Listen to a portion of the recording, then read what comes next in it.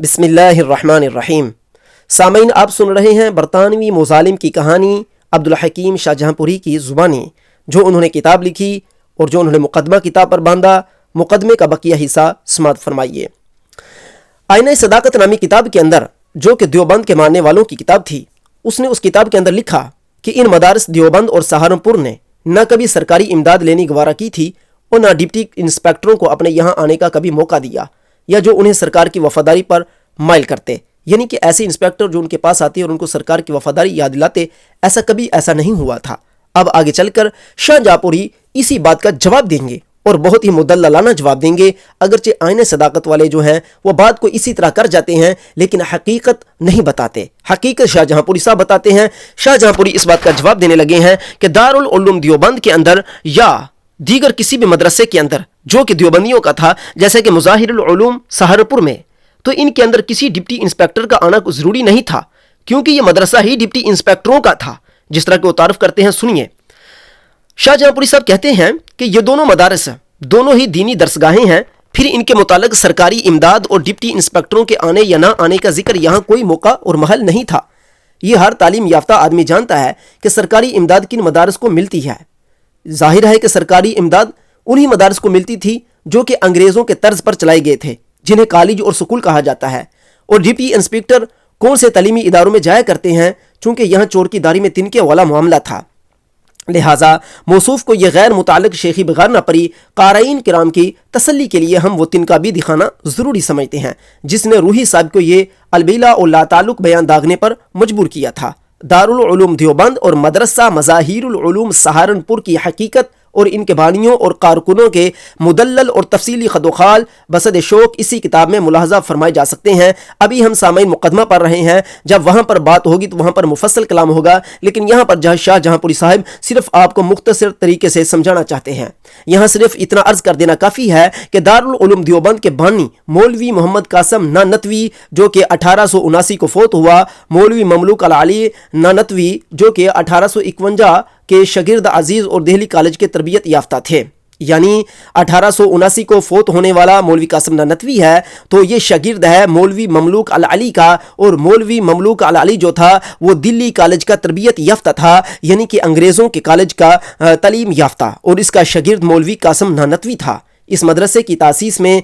یاد رہے کہ جن حضرات کا ہاتھ تھا ان میں سے ایک مولوی محمود الحسن دیوبندی ہیں۔ مولوی محمود الحسن دیوبندی جن کا وصال 1920 کو ہوا، اس کے والد مولوی ذوالفقار علی دیوبندی جس کا وصال 1904 تھا، جو پہلے بریلی کالج کے پروفیسر اور پھر ڈپٹی انسپیکٹر مدرس رہے۔ اسی طرح اسی عہدے سے ریٹائر ہوئے تھے دوسرے مولوی شبیر احمد عثمانی ہے، جو کہ 1949 کو فوت ہوا۔ اس کے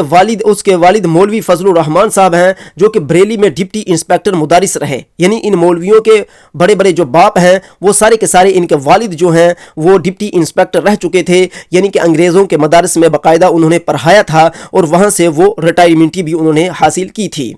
اور اسی عہدے پر رہتے ہوئے ملازمت ختم ہوئی۔ دارالعلوم دیوبند کے پہلے صدر مدرس مولوی محمد یعقوب نانتوی ہے،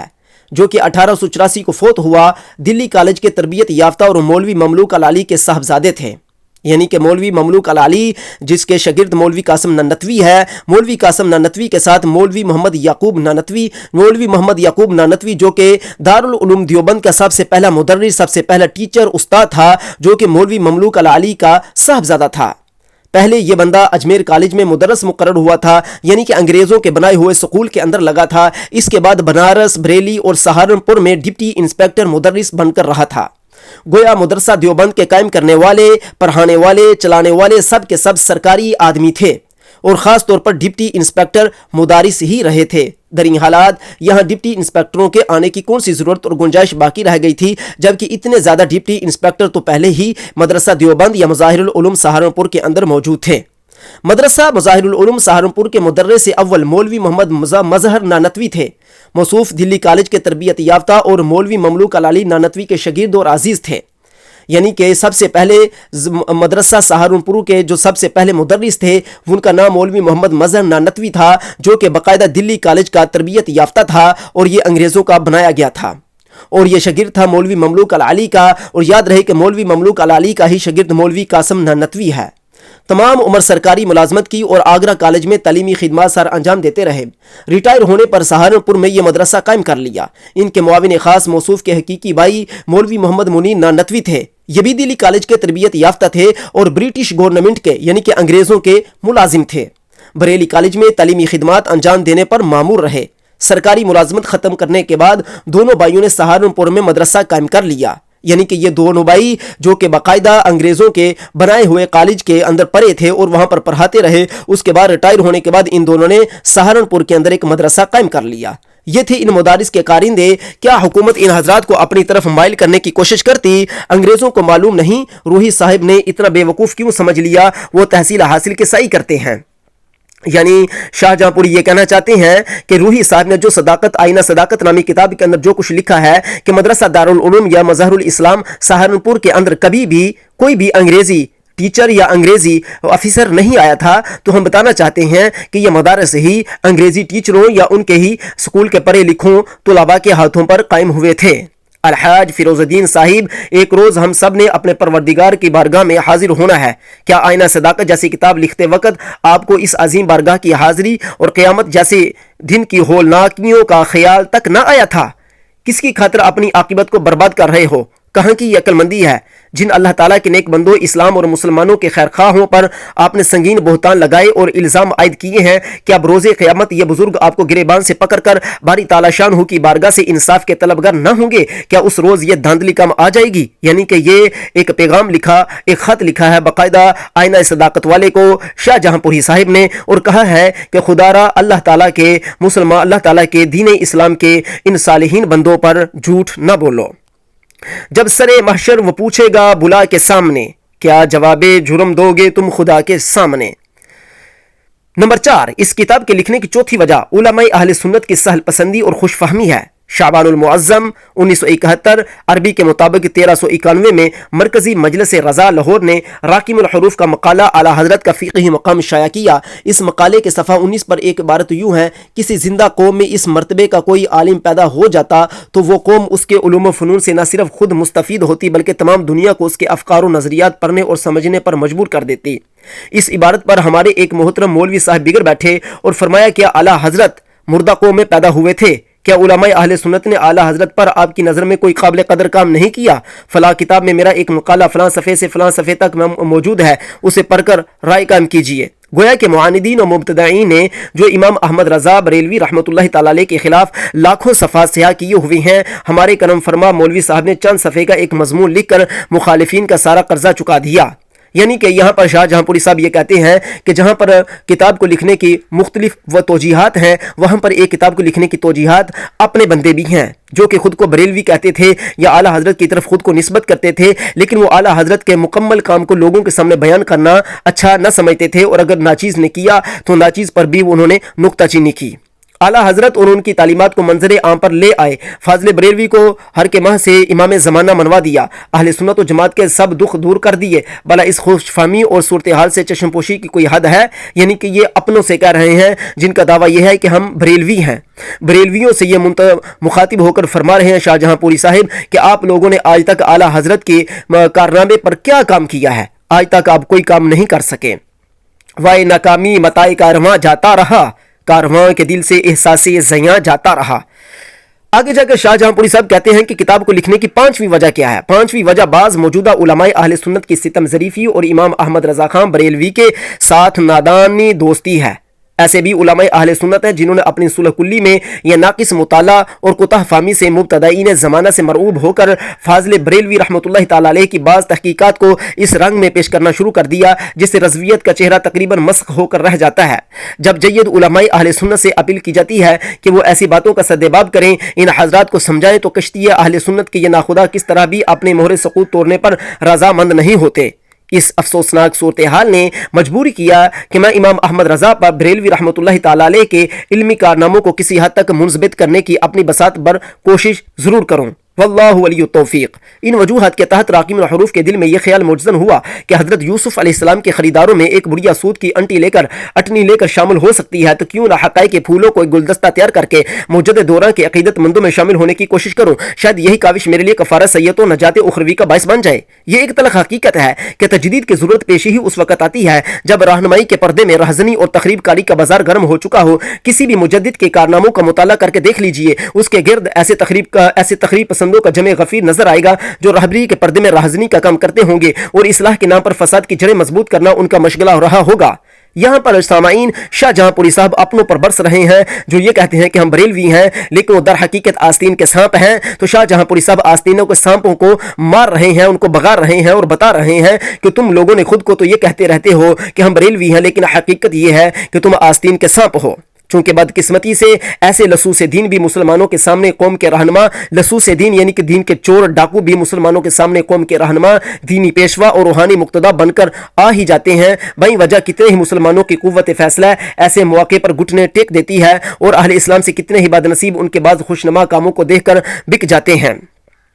امام ربانی حضرت مجدد الفسانی سرہندی قدس سرہ کے دور میں بھی دو طبقے تخریب دین کو برقانے میں کام کرتے رہے ہیں، یعنی کہ ایک طبقہ حکومت اور نام نہاوند مذہبی رہنما تھے۔ بین ہی اسی صورتحال سے امام احمد رضا خان بریلوی نور اللہ مرقدہ کو دوچار ہونا پڑا۔ وہاں اکبر اور جہانگیر تھے تو یہاں اسلام دشمن انگریز، وہ حکومت علی اعلان اسلام کو بدلتے اور مٹانے پر مصر تھی، لیکن انگریزی حکومت نامعلوم اور پر اسرار طریقوں سے اس وقت کے فیض و فضل سے محروم علماء جو دین محمدی کی جڑیں کھودنے میں مصروف تھے وہ صاف نظر آتے تھے۔ اسلام دشمن حکومت اراکین سلطنت، لہذا عوام الناس انہیں اپنا رہنما تسلیم کرنے پر کبھی راضی نہ ہو سکتے تھے، لیکن برطانوی دور کے علماء ایسے نامعلوم طریقوں سے برٹش گورنمنٹ کے اسلام دشمنی والے منصوبے کو پایا تکمیل تک پہنچانے کی منحوس کوشش کرتے رہے کہ ملت اسلامیہ کے کتنے ہی بیدار مغز حضرات تک کی قوت فیصلہ ان کے کھوٹ کا سراغ لگانے سے قاصر رہ گئی۔ مذکورہ صورتحال کے پیش نظر ہمیں اس کتاب کی پہلی جلد کا بیشتر حصہ محض تخریب کاروں کی سراغ رسانی کے لیے وقف کرنا پڑا۔ 4 جلدوں کے مدرجہ ذیل حسب ذیل ہیں۔ سامعین یہاں سے 4 جلدوں کے جو جس طریقے سے انہوں نے اپنی 4 جلدوں کے اندر جس طرح انہوں نے اپنا کلام فرمایا ہے اس کو وہ قلم بند کریں گے۔ یہاں پر میں ابھی تک اتنی بات عرض کر دوں کہ یہاں پر شاہ جہاں پوری صاحب نے ابھی تک جو کلام کیا ہے، اس ساری کلام کا مرکزی خیال یہ ہے کہ اپنوں میں سے بریلویوں میں سے بھی ایسے بہت زیادہ لوگ ہیں جو اعلیٰ حضرت رحمۃ اللہ تعالیٰ علیہ سے جلتے ہیں اور ان کا مقصد یہی ہے کہ اعلیٰ حضرت کی تعلیمات کو ختم کر دیا جائے، اور ان کے اندر نہ اتنی عقل تھی نہ شعور تھا۔ آگے شاہ جہاں پوری صاحب کہتے ہیں کہ میں اعلیٰ حضرت رحمۃ اللہ تعالیٰ علیہ کو ثانیہ مجدد الفسانی تسلیم کرتا ہوں، اس لیے کہ جس طرح مجدد الفسانی نے اپنے دور کے اندر حکومت اور اس وقت کے بھی 2 قسم کے 2 نمبر مولویوں سے 2 نمبر مولویوں کو لتارا تھا، اسی طرح اعلیٰ حضرت فاضل بریلوی رحمۃ اللہ تعالیٰ علیہ نے بھی یہی کام کیا ہے۔ البتہ یہ ہے کہ اس دور کے اندر حکومت اسلام کی تھی، لیکن وہ قوانین کفار کے چلانے شروع کر دیے تھے انہوں نے، لیکن اعلیٰ حضرت رحمۃ اللہ کے دور میں حکومت ہی انگریزوں کی تھی، اور اس کے نیچے جتنے مولوی تھے وہ سارے کے سارے اسی انگریز حکومت کے متحد کام کرنا انہوں نے شروع کر دیے تھے اور اسلام کی جڑیں کھوکھلی کرنی شروع کر دی تھیں۔ اس لیے اعلیٰ حضرت نے بھی وہی کام کیا جو مجدد الفسانی نے کام کیا تھا۔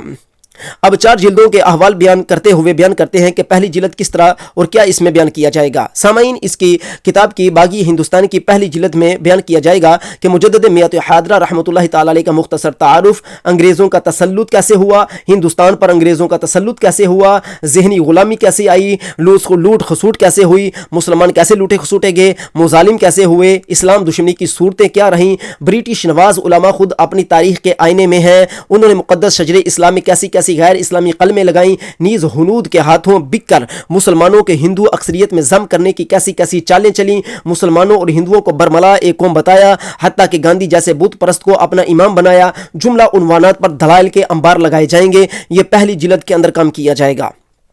جلد نمبر 2 اس میں امام احمد رضا خان بریلوی رحمۃ اللہ تعالی علیہ کے تجدیدی کارنامے کے نظم نثر میں خاکہ، علماء مبتدعین نے کون سے علمی محاذ کھولے، سب کے ساتھ مقابلہ، گمسان کاران، میدان فاضل بریلوی کے ہاتھ، طرز استدلال کی جلد کیا، محاسبے کا خدادہ سکہ، علمیت کے نمونے، تصانیف کا معیار اور ان کے اعداد و شمار بیان کیے جائیں گے۔ جلد نمبر 3 کے اندر آپ کا جامع العلوم ہونا گو تصانیف عالیہ کی روشنی میں علماء عرب و عجم کی نظر میں آپ کا مقام، فاضل بریلوی کے درجہ امامت پر سیر حاصل اور ایمان افروز گفتگو کی جائے گی۔ جلد نمبر 4 کے اندر اعلیٰ حضرت علیہ رحمہ کا روحانی درجہ، آپ کے ملفوظات، مکتوبات وغیرہ بیان کیے جائیں گے۔ یہ کام یقیناً اتنا عظیم ہے کہ اس کے لیے علماء کرام کا ایک بورڈ مقرر ہوتا، وہ حضرات متعلقہ مواد کو اکٹھا کر کے ان سے اس مرد حق آگاہ کے کارناموں کو ایک لڑی میں پروتے چلے جاتے۔ لیکن افسوس کہ امام احمد رضا خان بریلوی رحمۃ اللہ تعالی علیہ جیسے جامع العلوم، مرکز دائرہ تحقیق اور فقیہ اعظم پر آج تک علماء کرام نے جو کتابیں لکھی ہیں انہیں دوسروں کے سامنے پیش کرتے ہوئے بھی شرم محسوس ہوتی ہے۔ بہرحال ان چھوٹی موٹی کتابوں کا وجود بھی اس بے اعتنائی اور خود فراموشی کے دور میں غنیمت ہے۔ سن 1974 میں احقر کو بعض نفس مضمون سے خاص مناسبت رکھنے والی کتابیں اور بھی دستیاب ہو گئیں تو مجدد میات حاضرہ قدس سرہ کی تجدیدی کارنامہ آرائی 3000 صفحات تک پھیلتا چلا جائے گا۔ ہنوز بعض کتابوں کی دستیاب نہ ہونے کے باعث اس میں کافی کمی محسوس کرتا ہوں۔ بہرحال سر دست جو کچھ تیار ہوا اسے غنیمت شمار کر کے 4 جلدوں میں نے تقسیم کر دیا ہے۔ یوں تو 4 کا عدد بھی کئی وجہ سے بہت مبارک عدد ہے، لیکن ممکن ہے کہ اشاعت کی جانب سے حوصلہ افزائی حالات پیدا ہو جائیں یا اہل علم حضرات کے تعاون سے بعض نایاب کتابوں تک رسائی حاصل ہو جائے۔ سامعین، یہاں پر شاہ جہاں پوری کہہ رہے ہیں کہ چونکہ ہو سکتا ہے کہ جب میری یہ کتابیں منظر عام پر آئیں تو اہل علم حضرات میری طرف لبیں اور مجھے کہیں کہ اس لبکیں اور مجھے کہیں کہ آپ اس پر کوئی مزید کلام فرما دیں، لیکن پتہ نہیں، اللہ جانتا ہے کہ شاہ جہاں پوری صاحب نے مزید اس پر کلام کیا یا نہیں کیا۔ ہمیں جتنی جلدیں ان سے ملیں گی ہم اس پر کلام آپ کے سامنے ان جلدوں پر آپ کے سامنے بیان کریں گے انشاءاللہ تعالیٰ۔ آپ ہمارا ساتھ دیجیے گا۔ سامعین یاد رہے، شاید آگے چل کر شاہ جہاں پوری صاحب فرماتے ہیں کہ شاید اس مقدس مجموعے کی 5 جلدیں میں تیار کر سکوں۔ باری تعالیٰ شانہ اپنے عاجز بندے کو اسے مکمل کرنے کی توفیق عطا فرمائے، علماء کرام کو علمی معاونت کا جذبہ بخشے اور کسی خوش نصیب پبلشر کو اسے منظر عام پر لانے کا حوصلہ عطا فرمائے تاکہ جو معتقدین ہیں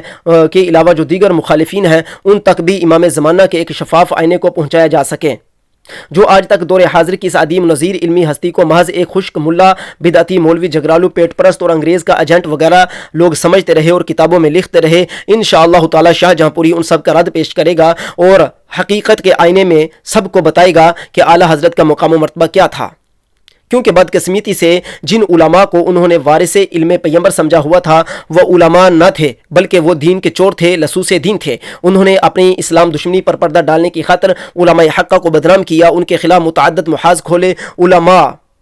اور علماء سو کی قصیدہ خوانی کرتے رہے تاکہ انہیں بھی مسلمانوں میں سے ہمنوائی کرنے والے مل جائیں، ان کے قائم کردہ فرقے کے شجر خبیثہ کی جڑیں بھی دور تک پھیل کر مضبوط ہو جائیں۔ ایسے معاندین کو خاص طور پر دکھانا ہے کہ اے دھوکہ کھانے والوں، جس کا فتاویٰ جہازی سائز کے 14000 صفحات پر مشتمل ہے اور تمہیں بہکانے والے علماء جس کی بعض تصانیف کو پڑھ کر سمجھ لینے کی اہلیت بھی نہیں رکھتے، کیا وہ ایک خشک ملا تھا یا دنیا اسلام کا فقیہ اعظم اور امام زمانہ جس نے انگریزوں کے جملہ ایجنٹوں اور گاندھی کے شطرنج کے تمام مہروں کو مات کر دیا تھا؟ علم و فضل کے بلند بانگ دعاوی کے باوجود انہیں علم محاذ پر شکست فاش ہی نہیں دی بلکہ سب کی ناک خاک میں رگڑی۔ کیا وہ ایک جھگڑالو تھا یا حضرت مجدد الفسانی رحمۃ اللہ تعالی علیہ المتوفیٰ 1034 کی طرح ایک زبردست مجاہد، حقانیت کا علمبردار اور 14ویں صدی کا مجدد تھا جس کی کسی ایک تصنیف کا بھی کسی مخالف سے آج تک جواب نہ بن سکا بلکہ اس کی کسی ایک دلیل کو بھی ابو لہبی شرارے آج تک دعوے سے بیگانہ ثابت نہ کر سکے بلکہ اس کی 1000 تصانیف میں سے کوئی ایک حوالہ بھی ایسا نہ دکھا سکے جو کہ غلط ہو بلکہ اس کے متعلق کسی سے آج تک یہ دکھایا نہیں جا سکا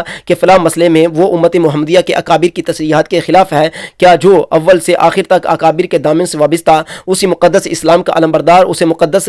علمبردار ہو کسی ایک شک میں بھی ان سے سرمو اختلاف کرنا روا نہ رکھے، کسی ایک مسئلے میں ان کی تصریحات سے انحراف نہ کرے؟ وہ بدعتی مولوی ہے جنہوں نے برٹش گورنمنٹ کے وظیفوں کی شراب سے مخمور اور گاندھی وغیرہ کے مائدین کانگریس کے چال میں پھنس کر برملا اور ٹاٹا کی تجوڑیوں کے جنجور سے مسحور ہو کر نبی آخر زمان صلی اللہ علیہ وسلم کے لائے ہوئے مقدس اسلام کا حلیہ بدلنے، اس کی صورت کو مسح کرنے میں کوئی دقیقہ فروگزشت نہ کیا؟ آیا ایسے اسلام دشمن عناصر کو ان کے خوشنما نعروں، تالیف قلوب کے سمانوں اور محض جبہ و دستار یا قال اللہ وقال رسول اللہ کی گردانوں کے باعث مسلمانوں کے خیر خواہ بلکہ رہنما بلکہ ملت اسلامیہ کی کشتی کے ناخدا تسلیم کر لیا جائے؟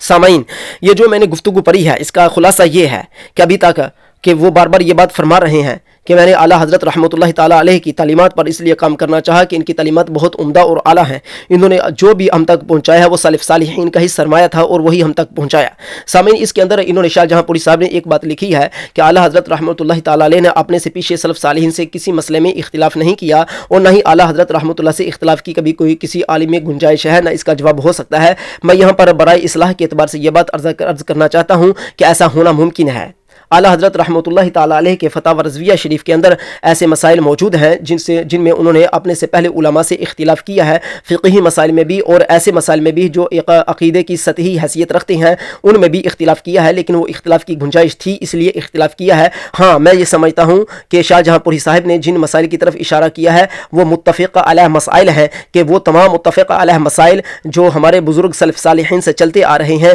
اعلیٰ حضرت رحمۃ اللہ تعالیٰ علیہ نے ان کو امت محمدیہ تک منو ان پہنچایا ہے، اور یہ بات بالکل برحق ہے، اس کے بعد خلاف کرنے کی کوئی گنجائش نہیں ہے۔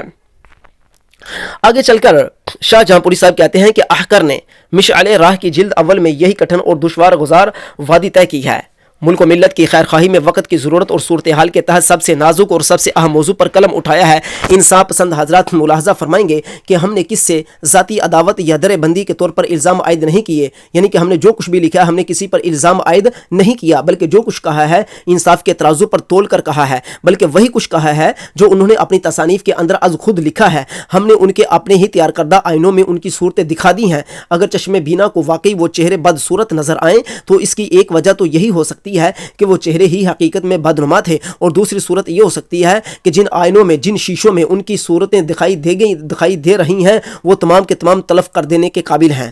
مبتدعین یعنی کہ بدعتی لوگ جو ہیں اور اسلام دشمن طاقتوں کے پر اسرار قارندوں کے بارے میں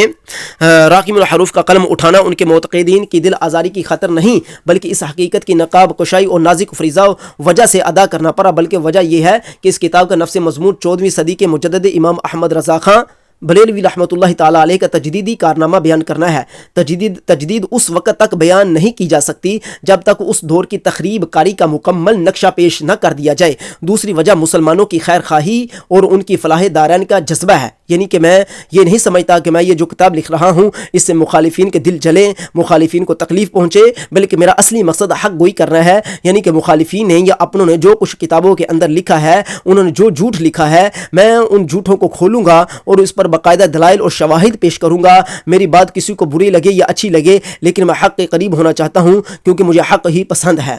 یعنی جو مدعیان اسلام گمراہ گروہوں کے پیچھے لگ کر ان کے معتقد ہو کر گروہوں میں بٹ گئے، مسلمانوں کی 1400 سالہ جماعت یعنی سواد اعظم اہل سنت و جماعت سے علیحدہ ہو گئے، انہیں یہ دکھا دیا جائے گا کہ جن حضرات کو آپ غلط فہمی میں پیشوا اور رہنما تسلیم کر چکے ہیں ان کے اصلی اور حقیقی خد و خال یہ تھے۔ چنانچہ اسی وجہ سے ہمیں بتانا پڑا کہ مسلمانوں کی جمعیت اور شرازہ بندی کو کس نے نقصان پہنچایا، یہ فرقے دور حاضر میں کس نے بنوائے، کن صاحبان جبہ و دستار سے بنوائے، کس مقصد کی خاطر بنوائے، یہ بتا کر جملہ مدعیان اسلام سے اپیل کروں گا کہ ایسے حضرات کے پیچھے لگ کر دنیا میں مسلمانوں کی اجتماعی قوت کا جنازہ نکالنا اور آخرت میں واصل جہنم ہونا زیادہ مفید ہے، یا اس کے برعکس یہ فیصلہ قارئین پر چھوڑوں گا۔ یعنی کہ یہاں پر یہ کہہ رہے ہیں کہ بھائی آپ لوگ ایک شیشہ نما چیز کو دیکھ کر جو آپ تک جھوٹ موٹ پہنچایا گیا ہے اس کے پیچھے لگ کر آپ 2 نمبر مولویوں کے پیچھے لگ کر نئے سے نئے فرقوں کے پیچھے آپ چل کر ان کے معتقد بن جاتے ہیں۔ اللہ کے بندے قیامت کے دن عذاب اٹھانے کی بجائے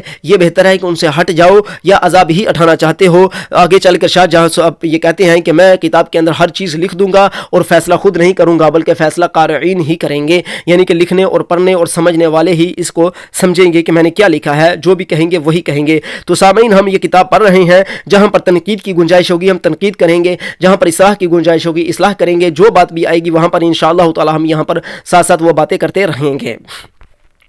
ہو سکتا ہے کہ بعض حضرات ہمارے اس اقدام کو نظر استحسان سے نہ دیکھیں بلکہ غیر مسلموں کے پڑھائے ہوئے سبق کے مطابق اپنے تاثرات کا اظہار کرنے لگے جائیں کہ کسی فرقے کے معتقدات یا اس کے اکابر پر تنقید کرنا منفی انداز فکر اور فضا کو مقدر کرنا ہے۔ ایسے تمام حضرات کی خدمت میں ہم یہ وضاحت پیش کر دینا ضروری سمجھتے ہیں کہ مقدس شجر اسلامی غیر اسلامی عقائد و نظریات کی پیوند کاری کرنے والوں اور مسلمانوں کو اس اجتماعیت کو پارا پارا کرنے والوں کا تذکرہ کیوں ناگزیر سمجھا گیا ہے۔ یعنی کہ یہ کہنا کہ آپ دارالعلوم دیوبند کے متعلق کچھ نہ بولیں، یا آپ اہل حدیث کے متعلق کچھ نہ بولیں، یا آپ اشیاء کے متعلق کچھ نہ بولیں، یا آپ حکومت کے متعلق کچھ نہ بولیں، تو شاہ جہاں پوری صاحب کہتے ہیں کہ ہم کچھ نہیں بولتے، تو بتائیے کہ ان فرقوں کو پھر کس نے حق دیا ہے کہ یہ ہمارے متعلق بولیں یا اسلام کے متعلق بولیں، یا یہ نو پیدا نظریات لے کر مسلمانوں میں کودیں اور ان کو تفرقہ اور فرقہ کر ڈالیں، ان کو کس نے حق دیا ہے؟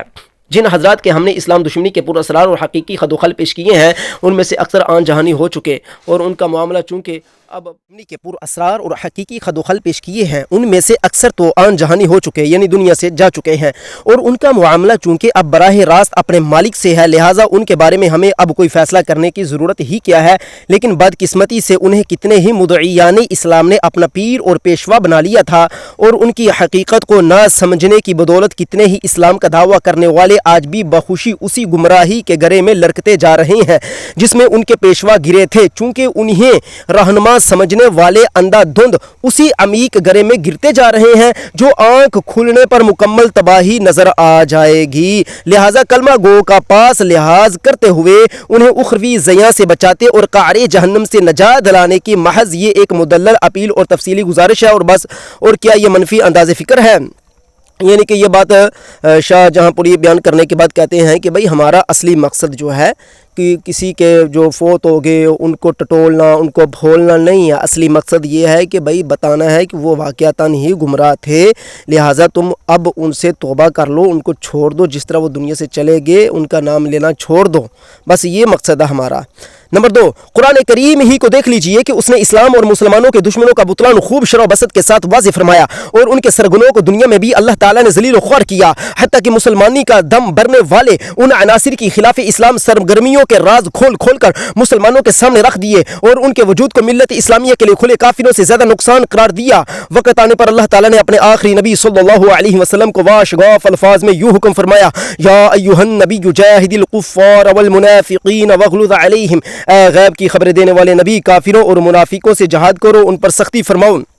لہٰذا اللہ تعالیٰ نے تو ان مسلمانی کا دعویٰ کرنے والوں کے خلاف اپنے حبیب صلی اللہ علیہ وسلم کو جہاد کرنے اور سختی برتنے کا حکم دیا تھا، جو اسلام کا دعویٰ کرتے ہوئے مسلمانوں کی جڑیں کھودنے اور کافروں کے ہاتھ مضبوط کرنے میں خفیہ طور پر مصروف رہتے تھے۔ کہ اللہ تعالیٰ کی اس حکم کو منفی انداز فکر کہا جا سکتا ہے؟ ہرگز نہیں۔ لہٰذا شاہ جہاں پوری کہتے ہیں کہ اگر میں نے حق گوئی کی ہے تو یہ بھی منفی انداز فکر نہیں، اور نہ ہی یہ کوئی فرقہ پرستی ہے، بلکہ یہ حق کی باتیں ہیں۔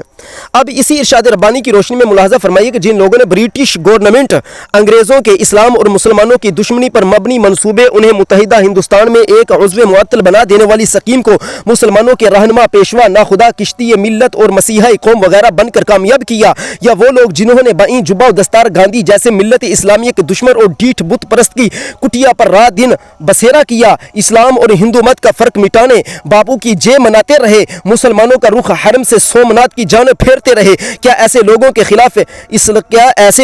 کی خلاف اسلام ظاہر اور پوشیدہ کارگزاریوں کو ظاہر کرنا حکم خداوندی کی تعلیم اور قرآن کریم کی تعلیم ہے یا منفی انداز فکر ہے؟ یعنی کہ یہ جواب دے رہے ہیں کہ میں نے جو کچھ بیان کیا ہے یہ کوئی منفی انداز فکر نہیں ہے۔ تیسری صورت، وقت آنے پر نبی کریم صلی اللہ علیہ وسلم نے بھی ایسے منافقوں کو نام لے کر مسجد نبوی سے باہر نکال دیا۔ اللہ تعالیٰ کے حکم سے آپ نے منافقوں کی تعمیر کردہ مسجد درار کو مسمار کر دیا، ان کی مسجد کو عضو شرع مسجد قرار نہیں دیا گیا، ان کی نماز جنازہ پڑھنے اور ان کے لیے بخشش کی دعا کرنے سے آپ کو منع فرما دیا گیا۔ معلوم نہیں اسلامی رواداری کے نام نہاد علم بردار نبی کریم صلی اللہ علیہ وسلم اور خود اللہ تعالیٰ کے ان احکام کے بارے میں کیا فتویٰ صادر فرمائیں گے؟ لہٰذا میری کتاب شاہ جہاں پوری کہتے ہیں جو میں کتاب لکھ رہا ہوں یہ کوئی منفی انداز فکر پر مبنی نہیں، بلکہ یہ کتاب برائے اصلاح ہے۔ نمبر 4، عہد رسالت کے فوراً بعد منکرین زکوٰۃ اور مسلمہ کذاب، اسود انسی وغیرہ مدعیان نبوت منظر عام پر آئے، جو مسلمان ہونے کا دعویٰ بھی برابر کرتے تھے، لیکن رسول اللہ صلی اللہ علیہ وسلم کے برحق خلیفہ اول امیر المؤمنین سیدنا ابو بکر صدیق رضی اللہ تعالی عنہ اور جملہ صحابہ اکرام علیہم رضوان نے با اتفاق رائے نہ صرف ان سے جہاد کیا بلکہ ان فطروں کی پوری بیح کنی کی اور انہیں اکھاڑ کر باہر پھینک دیا۔ حالانکہ ملت اسلامیہ ان دنوں انتہائی نامساعد حالات سے دوچار تھی۔ یہ ہے سید المرسلین صلی اللہ علیہ وسلم کے تیار کردہ عدیم و نظیر افراد کا طرز عمل جو مسلمانوں کے لیے قیامت تک روشنی کے مینار کا کام دیتا رہے گا۔ صحابہ اکرام کے تقوی، طہارت اور اصابت رائے سے نبی کریم صلی اللہ علیہ وسلم اس درجے مطمئن تھے کہ اپنی پاک بارگاہ کے ان تربیت یافتہ افراد کی پیروی کرنے کا بعد والوں کو حکم ارشاد فرمایا تھا، جس طرح کے احادیث اس پر آتی ہیں، اور قرآن مجید بھی کئی نصوص اس پر وارد ہیں۔ اب وقت کی گنجائش کم ہونے کی وجہ سے ہم ان آیات کو نہیں یہاں پر پڑھ رہے، چلے آیات کو پڑھ دیتا ہوں، احادیث مبارکہ کو فی الحال میں چھوڑ دیتا ہوں تاکہ برکت کے لیے آپ آیات سماعت فرما لیں۔ فَإِنْ آمَنُوا بِمِثْلِ مَا آمَنْتُمْ بِهِ فَقَدِ اهْتَدَوْا وَإِنْ تَوَلَّوْا فَإِنَّمَا هُمْ فِي شِقَاقٍ، پھر اگر وہ بھی اسی طرح ایمان لے جیسا کہ تم لائے، یعنی کہ صحابہ لائے، جب تو وہ ہدایت پا گئے، اور اگر منہ پھیریں تو وہ نیری ضد میں ہیں، یعنی کافر۔ والذین آمنوا وهاجروا وجاهدوا في سبيل الله والذین آووا ونصروا اولئک هم المؤمنون حقا لهم مغفرة ورزق کریم، اور وہ لوگ جو ایمان لائے اور ہجرت کی اور اللہ کی راہ میں لڑے یعنی کہ صحابہ کرام، اور جنہوں نے جگہ دی اور مدد کی یعنی صحابہ نے، وہی سچے ایمان والے ہیں یعنی کہ صحابہ، ان کے لیے بخشش ہے اور عزت کی روزی ہے۔ تمام صحابہ کی مغفرت، ان میں سے بھی جنہیں عظیم الشان ادیب و ندید درجے مرحمت ہوئے، ان کے بارے میں بھی منعم حقیقی اللہ رب العزت نے فرمایا لا يستوي منكم من انفق من قبل الفتح وقاتل اولئك اعظم درجة من الذين انفقوا من بعد وقاتلوا وكلا وعد الله الحسنى، تم میں برابر نہیں وہ جنہوں نے فتح مکہ سے پہلے مال خرچ کیا یعنی کہ صحابہ میں سے اور جہاد کیا، وہ مرتبے میں ان سے بڑے ہیں یعنی ان صحابہ سے بڑے ہیں جنہوں نے بعد میں فتح کے خرچ اور جہاد کیا، یعنی کہ جو فتح مکہ کے بعد جنہوں نے جہاد کیا اور خرچ کیا ان سے پہلے والوں کا مقام و مرتبہ بڑا ہے، اور ان سب پہلے خرچ اور جہاد کرنے والوں اور بعد میں سے اللہ نے سب سے جنت کا وعدہ فرما لیا ہے۔ اسی طرح سامعین اللہ تعالیٰ قرآن میں فرماتا ہے والسابقون الاولون من المهاجرین والانصار والذین اتبعوهم بإحسان رضی اللہ عنهم ورضوا عنه وأعد لهم جنات تجری تحتها الانہار خالدین فیہا ابدا ذلك الفوز العظیم، اور سب میں پہلے مہاجرین انصار میں سے اور جو بلائی کے ساتھ ان کے پیرو ہوئے، اللہ ان سب سے راضی ہے یعنی صحابہ سے، اور وہ اللہ سے راضی ہیں یعنی صحابہ بھی اللہ سے راضی ہیں، اور ان کے لیے باغ تیار کر رکھے ہیں یعنی صحابہ کے لیے جن کے نیچے نہریں رواں ہیں، ان میں وہ ہمیشہ رہیں گے، اور یہ بہت بڑی کامیابی ہے۔ تو سامعین اللہ رب العزت نے مختلف آیات قرآن مجید کے اندر ذکر کی ہے، جس کو شاہ جہاں پوری ذکر کرتے ہیں اور تھوڑا سا تبصرہ کرتے ہیں، اور تبصرہ کیا ہے تھوڑی سی گزارشات پیش کرتے ہیں اور آگے گزر جاتے ہیں۔ الذین آمنوا وهاجروا وجاهدوا فی سبیل اللہ باموالہم وانفسہم اعظم درجۃ عند اللہ واولئک هم الفائزون یبشرهم ربهم برحمۃ منہ ورضوان وجنات لهم فیہا نعیم مقیم خالدین فیہا ابدا ان اللہ عنده اجر عظیم، وہ جو ایمان لائے اور ہجرت کی اور اپنے مال و جان سے اللہ کی راہ میں لڑے یعنی کہ صحابہ، اللہ کے یہاں ان کا بڑا درجہ ہے یعنی کہ صحابہ کا، اور وہی مراد کو پہنچے یعنی صحابہ، ان کا رب انہیں اپنی رحمت اور اپنی رضا کا مجدہ سناتا ہے یعنی صحابہ کو، اور ایسے باغوں کا جو دائمی نعمت ہے وہ ہمیشہ ہمیشہ ان میں رہیں گے، بے شک اللہ کے پاس بڑا ثواب ہے کن کے لیے یعنی صحابہ کے لیے۔ اسی طرح اللہ فرماتا ہے وعد اللہ المؤمنین والمؤمنات جنات تجری من تحتها الانہار خالدین فیہا ومساکن طیبۃ فی جنات عدن ورضوان الذین آمنوا وهاجروا وجاهدوا فی سبیل اللہ، یہ دوبارہ پھر وہی نا دوبارہ دو دفعہ یہ صفحہ چھپ چکا ہے، اس لیے مجھے یہاں پر تھوڑا سا شبہ پیدا ہوا ہے۔ وَرِضْوَانٌ مِّنَ اللَّهِ أَكْبَرُ ذَلِكَ هُوَ الْفَوْزُ الْعَظِيمُ، یہ بھی آیت آ گئی، آگے پھر آیات آ رہی ہیں، یہ کافی زیادہ آیات انہوں نے یہاں پر درج کی ہیں، ان سب آیات کو بس مقصد اتنا ہوتا ہے کہ اگلے کو بتانا۔ اب کیا فرماتے ہیں آج کے مدعیان علم و دانش کے اگر اسلامی حکومت ہوتی تو دور حاضر کے دجال اور اس کے پیروکاروں کے ساتھ عذرو شرع کیا سلوک ہوتا؟ صحابہ کرام تو ایک ہی فرض کے انکار کرنے والوں کو موت کے گھاٹ اتار دیا، لیکن جو آج اکثر فرائض کے منکر ہیں اور جن کے نزدیک صرف اسلام کا دعویٰ کر لینا ہی ان کے مسلمان ہونے کے لیے کافی ہے، ایسے مدعیان اسلام اور ان صاحبان جبہ و دستار کے ساتھ اسلامی حکومت کیا سلوک کرتی جنہوں نے برٹش گورنمنٹ یعنی کہ انگریزوں اور ہنود بے بہود کے اشارے پر ان کے وظائف کے تحت یعنی کہ ان کی تنخواہوں کے تحت مقدس شجر اسلامی غیر اسلامی عقائد و نظریات کی کلمیں لگائیں، اسلام کے انگلو انڈین ایڈیشن تیار کیے، بعض اسلام اور عیسائیت کا فرق مٹاتے رہے تو کتنے ہی مسلمانوں اور ہندوؤں کو شیر و شکر بناتے اور سب کو اپنی گاندھی مہاراج کے قدموں میں جھکانے کی خاطر تن من کی بازی لگاتے ہوئے تھے۔ ایسے اسلام دشمن عناصر کا اسلامی حکومت کے ہاتھوں کیا شر ہوتا؟ اگر بدقسمتی سے آج کہیں بھی ایسی اسلامی حکومت نہیں تو ایسے افراد کی نشاندہی وہی جرم کون سا ہے؟ نشاندہی جرم کون سے اسلام کے تحت ہوگی؟ کیا مسلمانوں کو ازراہ ہمدردی غلط کار لوگوں سے خبردار کرنا منفی انداز فکر ہے کہ آج کل کے اسلام میں رہزنوں کو رہنما اور بدخواہوں کو خیرخواہ ماننا اور منوانا مثبت انداز فکر قرار دیا گیا ہے؟ یعنی کہ سامنے یہ ساری گفتگو کا مقصد پھر بار بار وہی ہے، یعنی کہ مختلف طرح سے وہ جواب دیتے ہیں، شاہ جہاں پوری مختلف طریقے سے جواب دیتے ہیں کہ قرآن مجید میں ایسا آیا، حدیث میں ایسا ہے، روایت میں ایسا آیا، آثار میں ایسا ہے۔ مقصد یہ ہے کرنے کا کہ بھائی جو میں نے کتاب لکھی ہے کوئی منفی انداز فکر نہیں ہے، اگر میں آپ لوگوں کی غلطیاں نکال رہا ہوں تو یہ کوئی منفی انداز فکر نہیں ہے۔ इसी को वो आगे चलकर बार बार बयान कर रहे हैं। मैं अर्ज़ कर चुका हूँ ना, इंशाअल्लाह ताला इनका बाकायदा आगे चलकर जो ये कि मुकदमा मैं पढ़ रहा हूँ आपके सामने, तो ये आगे चलकर बाकायदा इनकी तकरीर जो किताब का जो असल मकसद है वो आगे चलकर शुरू होना है। इसी तरह हज़रत मुजद्दिद अल-फ़सानी रहमतुल्लाहि ताला अलैह अल-मुतवफ़्फ़ा 1034 ने अकबरी दौर के पैदा करदा गलत कार उलमा और सूफिया का ज़बरदस्त ताक़ुब किया और इस्लामी खतूत से हटी हुई हुकूमत को ताईद इज़्दी और हिम्मत मर्दाना से राह रास्त पर गामज़न कर दिया। क्या उस दौर के बेफ़ैज़ो फ़ज़ल यानी नाम नहाद अबुल फ़ज़ल फैज़ी और गलत कार उलमा सूफिया मुसलमानों होने के दावर नहीं थे? यानी कि सामने ये जो फैज़ी अबुल फ़ज़ल और फैज़ी थे, ये दो ऐसे बंदे थे जो तखरीबकार थे जिन्होंने अकबर को हिंदू बनाने में कोई कसर नहीं छोड़ी थी। तो शाहजहाँपुरी ये कह रहे हैं कि भाई बात ये है कि जिस तरह उस दौर के अंदर भी कुछ नाम नहाद मौलवी मुल्ला जो थे वो हुकूमत के टखनों में बैठ गए, उनके गिट्टों में बैठ गए और उन्होंने इस्लामी हुकूमत में पानी फेर दिया, इसी तरह अंग्रेज़ दौर के अंदर भी ऐसा हुआ है। लेकिन ये है कि उस दौर के अंदर जिन्होंने किया था वो तो ज़ाहिर हो गए, लेकिन इस दौर में जिन्होंने किया है भाई उनको तो उम्मत का पेशवा बनाकर साबित किया जा रहा है। तो ये शाहजहाँपुरी किताब इसलिए लिख रहा है ताकि मैं ये बताऊं कि जो अंग्रेज़ों के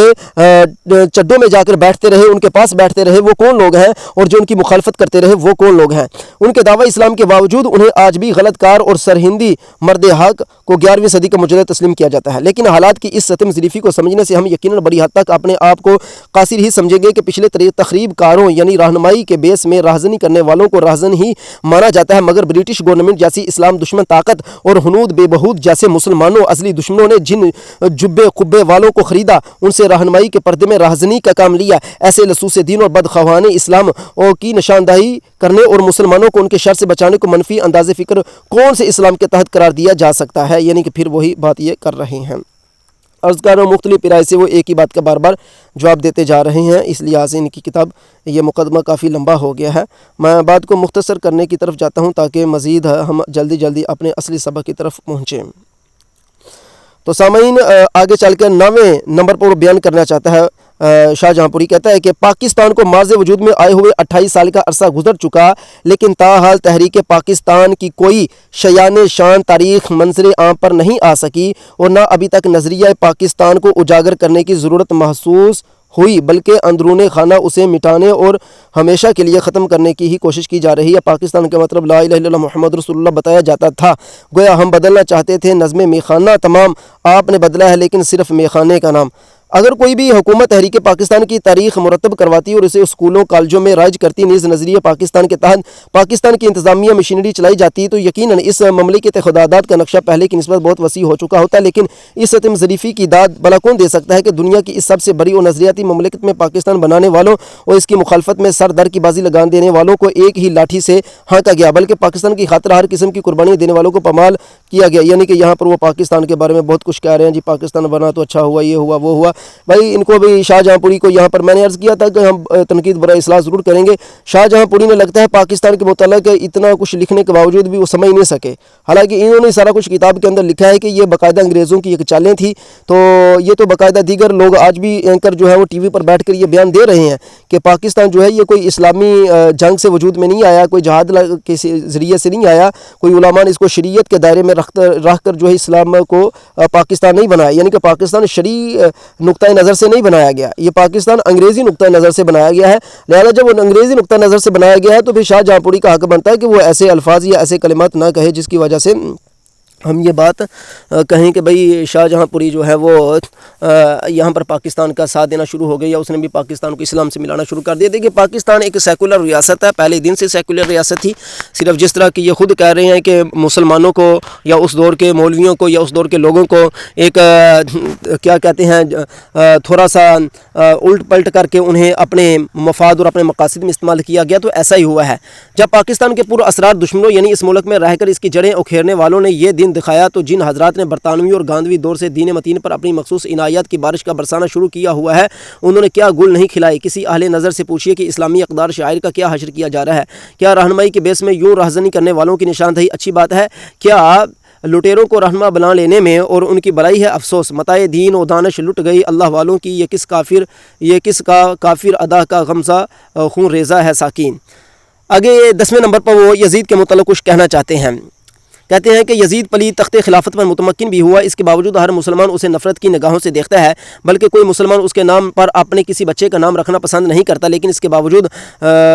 حضرت سید الشہداء حضرت امام حسین رضی اللہ تعالیٰ عنہ کی بارگاہ میں ہمیشہ خراج عقیدت پیش کیا جاتا رہا۔ لاکھوں مسلمان اپنے بچوں کا نام محمد، حسین، علی یعنی کہ اس طرح کے نام رکھتے ہیں۔ سامعین، یہاں پر ہم یہ ایک بات بتا دیں آپ کو یہاں پر بھی کہ شاہ جہاں پوری صاحب نے جو کچھ اپنی کتاب کے اندر لکھا، ہم یہاں پر عرض کرتے ہیں کہ ہم نے یہ کہا تھا کہ بار بار ہم اس تنقید برائے اصلاح کی بات بھی ضرور کریں گے، اگرچہ وہ کسی بھی مکتبہ فکر کے حوالے سے لکھے، کیونکہ میرا مقصد یہاں پر آپ لوگوں کو کسی بھی کو دیوبند سے سن رہا ہو مجھے، کوئی اہل حدیث سے سن رہا ہو مجھے، کوئی کسی بھی مکتبہ فکر سے سن رہا ہو، میرا مقصد اس کتاب کو تاریخی حیثیت سے پڑھنا ہے کہ جو کچھ اس کے اندر لکھا ہوا ہے۔ میرا مقصد کسی کو کوئی ایذا یا کیا کہتے ہیں ہم کسی کے اوپر ٹارچر کرنا نہیں ہے، کسی کو تکلیف پہنچانا کہ اس طریقے سے کہ میں کہوں کہ میں جو کہہ رہا ہوں میں حق کہہ رہا ہوں، جو اس کتاب کے اندر لکھا سب کچھ حق لکھا ہے، میں یہ نہیں کہنا چاہتا۔ میں کہتا ہوں کہ ہر بندہ خود فیصلہ کرے گا، میں ساتھ ساتھ جو میرے ذہن میں آئے گا تنقید برائے اصلاح میں وہ بھی کروں گا۔ دیکھیے یہاں پر انہوں نے صاف لکھا ہے کہ یزید تخت خلافت پر متمکن بھی ہوا، ٹھیک ہے نا۔ اب جب وہ متمکن ہو گیا تو ذرا شاہ جہاں پوری بندے سے پوچھے کہ متمکن وہ خود ہوا یا اسے کیا گیا، تو جواب یہ ہے کہ بھئی اس کو کیا گیا تھا، حضرت امیر معاویہ نے کیا۔ یزید نے کبھی یہ نہیں کہا تھا کہ مجھے خلافت ملنی چاہیے، یا اس نے کبھی زندگی میں اس بات کو کہا ہو، کہیں سے یہ ثابت نہیں ہے۔ تو وہ خود متمکن نہیں ہوا بلکہ اس کو کیا گیا، اور اسے حکمت عملی کے تحت کیا گیا، جس طرح کہ علامہ ابن خلدون نے مقدمہ ابن خلدون کے اندر یہ بات لکھی ہوئی ہے۔ انہوں نے کہا ہے کہ یزید جو تھا اس کی دور حکومت اچھا تھا، اس کو جو اس دور کے اندر ہی حکومت پر بٹھانا یہ ضروری تھا، اس لیے حضرت امیر معاویہ نے یہ فیصلہ کیا تھا۔ ہم نے اس کے اوپر انشاءاللہ تعالی ایک علیحدہ سے ویڈیو بھی بنا دیں گے، اور یہاں پر آگے چل کر ان کا یہ کہنا ہے کہ یزید کوئی نام نہیں رکھتا، بھائی یہ وجہ ہے جہالت کی، کہ جب کسی بندے کو بدنام کر دیا جاتا ہے نا، بھلے کوئی بھی بندہ ہو، یزید تو یزید رہا، کوئی بھی بندہ ہو، جب اس کو بدنام کر دیا جاتا تو پھر اس کے نام پر کوئی نام نہیں رکھتا۔ ہاں بھائی پاکستان میں ہو یا کہیں بھی پر بندہ ہو، وگرنہ آپ چلے جائیں عرب کے علاقوں میں آج بھی نام رکھے جاتے ہیں، وگرنہ بخاری شریف کے اندر یزید کے بعد بڑے ایسے لوگ اہل علم پیدا ہوئے ہیں، محدثین، جن کے نام ہزاروں کی تعداد میں بخاری کے اندر یزید نام آتے ہیں، اولیاء میں بڑے بزرگ پیدا ہوئے جن کے نام یزید ہیں۔ تو بھائی یہ نام رکھنا جو تھا اس کے اوپر کوئی چیز نہیں تھی، وجہ یہ ہے کہ آستہ آستہ جہالت گٹوں میں پڑتی ہے، اس کی وجہ سے یہ معاملات ہوتے ہیں۔ ٹھیک ہے، آپ اختلاف رائے رکھتے ہیں، آپ اختلاف رائے رکھیں، لیکن ادبیات کے دائرے میں رکھیں، آپ علمی اعتبار سے بات کریں اس پر۔ ہم یہ جو کتاب پڑھ رہے ہیں، ہمارا یہ کتاب پڑھنے کا مقصد صرف تاریخی نوعیت کے حوالے سے ہے، تاکہ آپ خود فیصلہ کریں، اور جہاں پر بات ہوگی پائیدار ہم وہاں پر مصنف کا ساتھ دیں گے، جہاں پر بات پائیدار نہیں ہوگی ہم مصنف کا بھی ساتھ وہاں پر نہیں دیں گے۔ سلطان محمود غزنوی اور سلطان ٹیپو شہید کی بارگاہوں میں ہر پڑھا لکھا مسلمان تحسین آفرین کے پھول نشاور کرتا ہے، لیکن جعفر بنگال اور صادق دکن نفرت حقارت کی نگاہوں سے ہی دیکھے جاتے رہے ہیں، جیسا کہ شارع مشرق ڈاکٹر اقبال مرحوم نے فرمایا ہے، جعفر از بنگال اور صادق از دکن، ننگے ملت ننگے دین ننگے وطن۔ کیا علامہ اقبال مرحوم کا یہ انداز فکر منفی ہے؟ اب یہاں پر بھی وہ یہی بات کر رہے ہیں۔ آگے چل کر کہتے ہیں سیدنا امام حسین رضی اللہ تعالیٰ عنہ اور یزید پلید اینڈ کمپنی کو ایک ہی نظر سے دیکھا جائے، یعنی کہ یہاں پر یہ مصنف کی خطا ہے کہ وہ امام حسین اور یزید پلید کو مقابلہ بازی میں تول رہا ہے۔ اگر یہ ہو جائے تو معاذ اللہ پھر تو اس دور کے جتنے بھی صحابہ تھے ان کا ایمان سلامت نہیں رہے گا، ٹھیک ہے نا۔ اس پر ہماری سیر حاصل گفتگو میں موجود ہے، آپ سماعت فرما سکتے ہیں۔ حضرت مجدد الف ثانی قدس سرہ ابو الفضل فیضی کو یکساں حیثیت دی جائے، سلطان فتح علی ٹیپو امیر صادق جیسے ملت فروش میں کوئی فرق روا نہ رکھا جائے، یعنی کہ یہ مختلف زاویے سے بات کر رہے ہیں۔ نواب سراج الدین دولہ اور علی خان اور میر جعفر کے برابر ہی بٹھا دیا جائے۔ فخر ایشیا فتح سومنہ سلطان محمود غزنوی سے ابوالکلام آزاد، ڈاکٹر ذاکر حسین، عبدالکریم چھاگلا، مولوی حسین احمد ٹانڈوی، مولوی احمد سعید دلوی، مولوی حفظ الرحمان سیوہاری، مولوی عطا اللہ شاہ بخاری، مولوی داؤد غزنوی، عبدالغفار خان سرحدی گاندھی اور شیخ عبداللہ کشمیری جیسے ملت فروشوں کو فروتر نہ سمجھا جائے۔ یہ جن بندوں کے بھی نام لیے گئے ہیں نا سامعین، اس کے بارے میں انشاءاللہ تعالی آگے چل کر بہت ہی جو وضاحت سے ہم اس کو بیان کریں گے، لیکن ہمارے ناظرین حضرات کو یاد رکھنا چاہیے کہ جب تک دنیا میں ایک بھی ذی ہوش اور انصاف پسند باقی رہے گا، اس وقت تک حضرت امام حسین، حضرت مجدد الف ثانی، سلطان محمود غزنوی، سلطان فتح علی ٹیپو اور نواب سراج الدولہ وغیرہ کو اعلیٰ قدر مراتب و ادب و احترام کی نگاہوں سے دیکھا جائے گا، لیکن یزید پلید، فیضی، ابو الفضل، میر جعفر، میر صادق ان کے مانوی ضروریت کے نام سے بھی گن آتی رہے گی، حق و باطل میں تمیز ہوتی رہے گی، اور انہیں شیر و شکر نہیں کیا جا سکے گا، کیونکہ جو چپ رہے گی زبان لہو پکارے گا آستین کا۔ یہاں پر کچھ الفاظ جو ہے مٹ چکے ہوتے ہیں، صحیح سے وہ نہیں سمجھ آتے، تو اس لیے ہم ان الفاظ کو چھوڑ دیتے ہیں۔ سامعین یاد رہے کہ ایک بات ذہن نشین کر لیں کہ یہاں پر پھر انہوں نے یزید کو اور امام حسین رضی اللہ تعالیٰ عنہ کو اس تاریخی نوعیت میں مد مقابل ٹھہرایا ہے۔ اس پر آپ مزید تحقیق کے لیے ہماری ایک پوری پلے لسٹ ہے، آپ وہ بھی سن سکتے ہیں، اور اس کے لیے دیگر علماء حقہ کے بیانات بھی موجود ہیں، وہ بھی آپ سماعت کر سکتے ہیں۔ اس پر باقاعدہ اختلاف موجود ہے، اس مسئلے پر آپ وہ سن سکیں گے انشاءاللہ تعالی۔ دریا حالات جن صاحبان جبہ دستار برٹش گورنمنٹ کی جریں پامال तक पहुँचाने और गांधी जैसे इस्लाम दुश्मन बुत परस्त को अपना इमाम और पेशवा बनाकर इस्लाम को हिंदू मत में मदगम करने और हिंदू मुस्लिम का फ़र्क मिटाने बल्कि दोनों को एक मुश्तरका कौम बनाने की खातिर अपनी तमाम सलाहियत सर्फ कर डाली। मिलत इस्लामी का रुख कलमाए मक्का मुअज़्ज़मा और मदीना मुनव्वरा की जानिब से लंदन और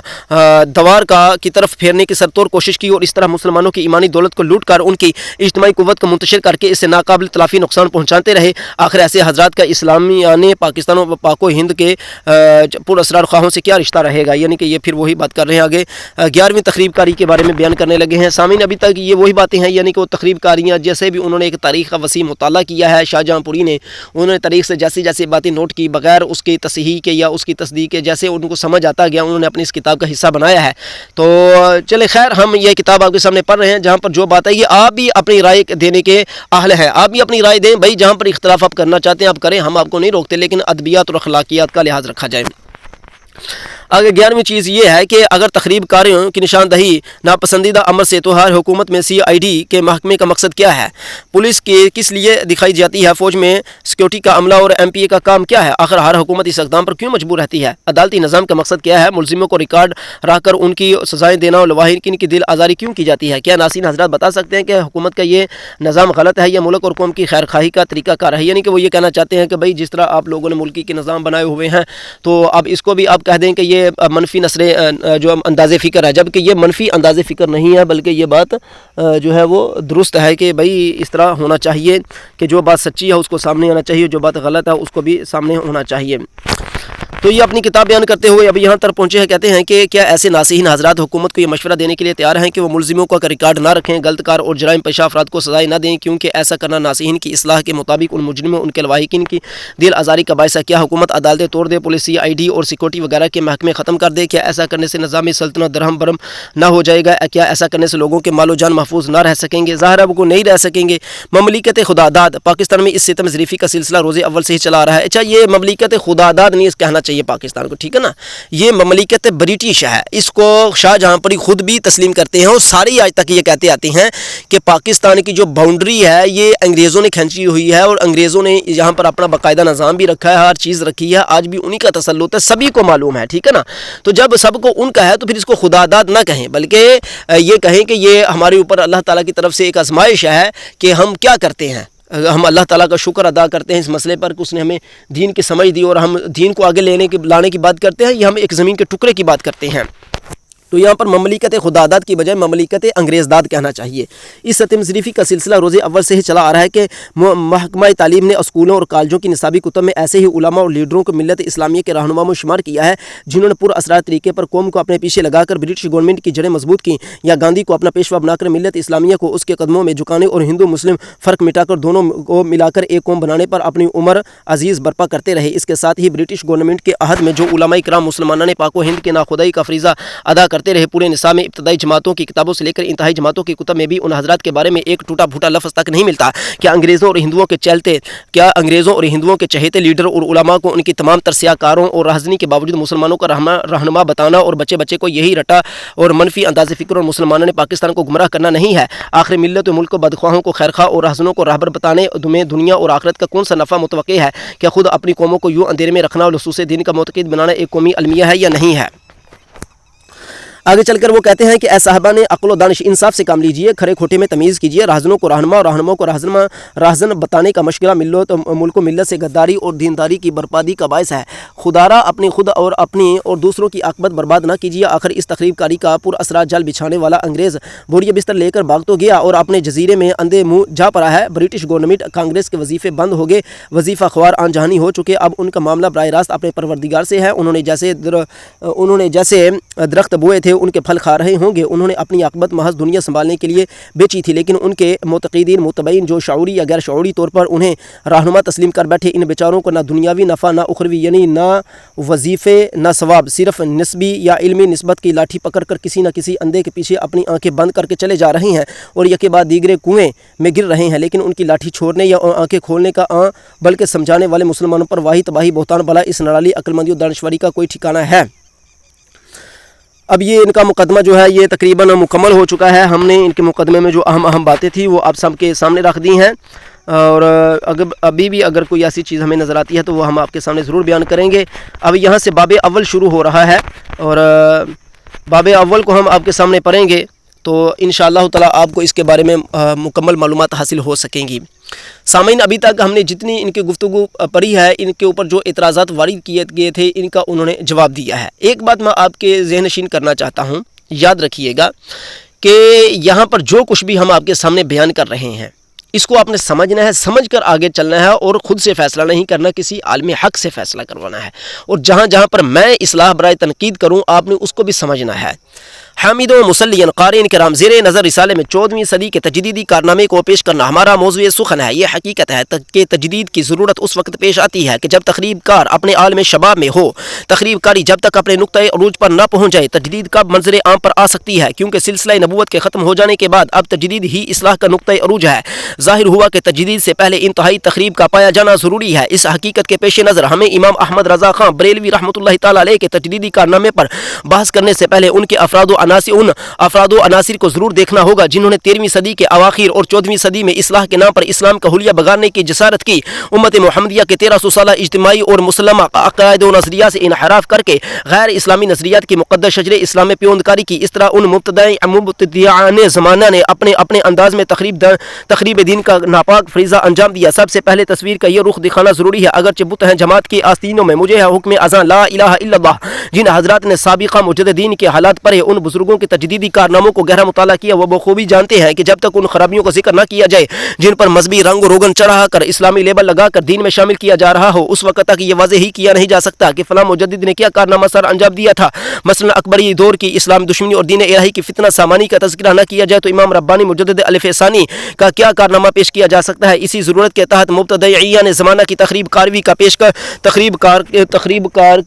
کاروں کی کارروائی پیش کرنا لازمی آیا اور ہمیں اس گندگی کو کریدنا ضروری سمجھا۔ ہم نے اس گندگی کو کریدنا ضروری سمجھا۔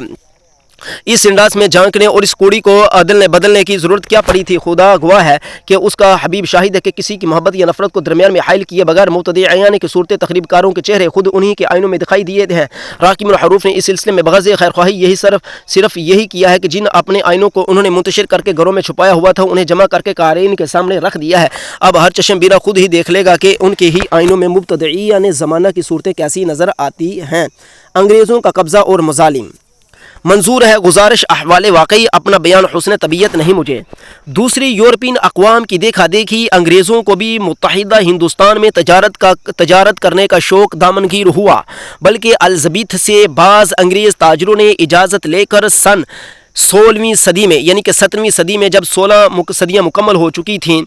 بنگال میں ایسٹ انڈیا کمپنی قائم کی۔ 1644 میں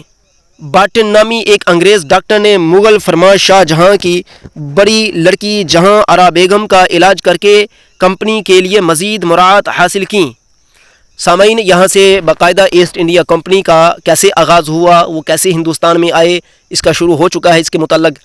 آئندہ کی جو اقساط ہم بیان کریں گے، آئندہ کی جو قسطیں ہم بیان کریں گے، ان قسطوں میں ہم ایک چیز کا خاص خیال رکھیں گے۔ ہم کوشش کریں گے کہ گفتگو کو خلاصے کے طور پر پیش کریں،